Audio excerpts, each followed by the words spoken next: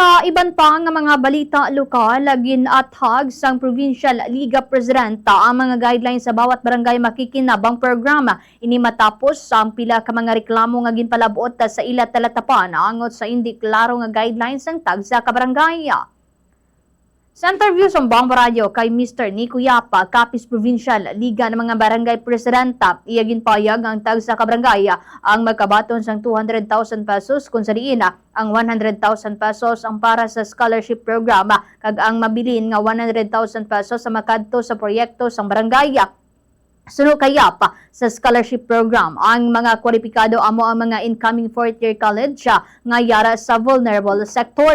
Pahayag pa niya 5 ka mga estudyante ang pagapilion sa kada barangay kag agud makasiguro kinahanglan na ang affidavit bilang pamatuod nga maga-enroll iniya. Ginpasiguro man sang natungdan nga magapadayon ang ilang monitoring agud mahatag ang nagakaigo nga bulig sa mga deserving nga mga estudyante. Yari pamati ang tangkabahin sa payag ni Mr. Nico Yap, Capiz Provincial Liga ng mga Barangay Presidenta.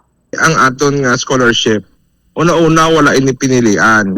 Aton scholarship, biska nakakuha na kamo sa scholarship sa other agency or sa aton other agencies ng gobyerno, kag ang aton lang gidyatani nga siyempre ako man mismo hindi taman iya maambal gid nga ma-istrikto naton isa-isa ka barangay ang 473 barangays naton sa probinsya sang Capiz, hindi taman inagid nga mahambal nga ma-oversita isa-isa.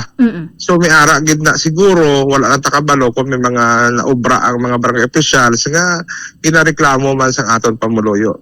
Pero as far